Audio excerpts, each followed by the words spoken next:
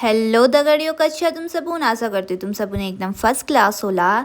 तुम सबून सातू आठू की ढेर सारी शुभकामनाएं, जिसको कि हम गमारा के नाम से भी बुलाते हैं।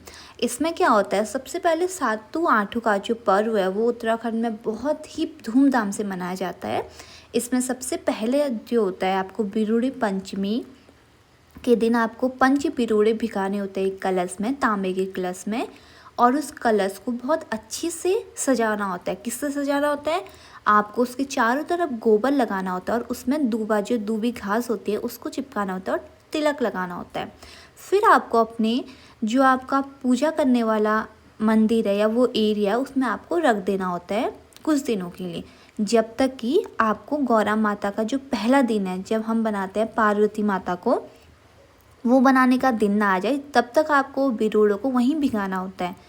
उन दिनों उन जो बिरूड़े हैं उनमें किसी किसी में ना कलू आ जाता है। थोड़े भीगने के बाद देखा, थोड़ा जो कलू आ जाते हैं, तो फिर हम सब लोग लाते हैं, हम सब लोग उस जो भीगे हुए बिरूड़े हैं उन सबको एक मंदिर, जहाँ पे एक धारे वाला मंदिर होता है, वहाँ लाते हैं।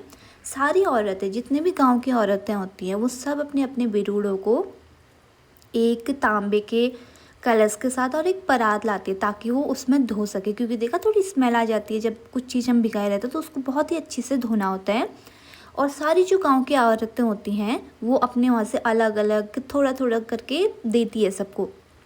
फिर ये धोने से बाद फिर जो होता है, बनाया जाता है गौरा माता को। गौरा माता जो मैंने आपको पहले दिखाई, उसमें अलग अलग अनाज की बालियों से हम गौरा माता को बनाते हैं। मतलब एक बहुत ही सुंदर सा उनको एक आकार देते हैं।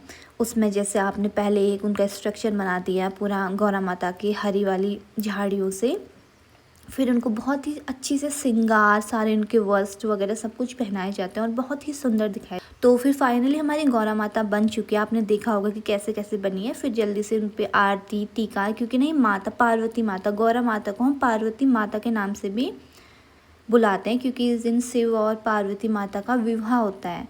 सबसे पहले जो होता है, जो जैसे लड़की के टाइम में होता है, देखा, पहले लड़की को सजाया जाता है फिर लड़का आता है, तो वैसा ही है। लेकिन इसमें ये होता है कि पहले दिन गौरा माता को सजाया जाता है और दूसरे दिन महेश्वर भगवान, जिसको कि हम शिव भगवान भी कहते हैं, उनको सजाया जाता है। उसके क्लिप मैं आपको नेक्स्ट वीडियो पे दिखाऊंगी।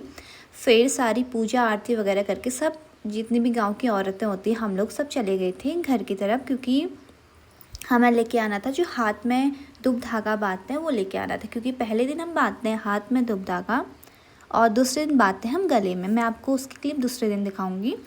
तो फिर वहाँ पहुँच के हमने टीका, आरती वगैरह, भजन कीर्तन, बहुत सुंदर सुंदर भजन कीर्तन किया। और कितनी सुंदर लगी है माता हमारी, मतलब बहुत ही प्यारी।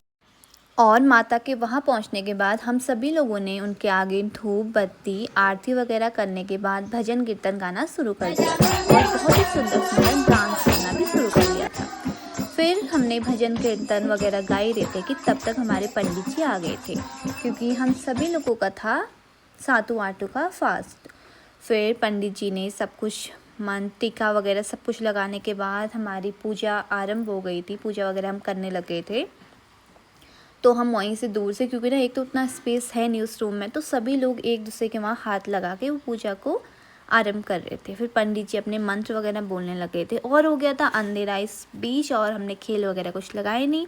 और उस दिन हमने खाने में क्या पकवान वगैरह बनाए, वो आपको नेक्स्ट वीडियो में देखने को मिलेगा। तो बाय बाय दगड़ियों, आशा करते हो आपको मेरी वीडियो पसंद आई हो।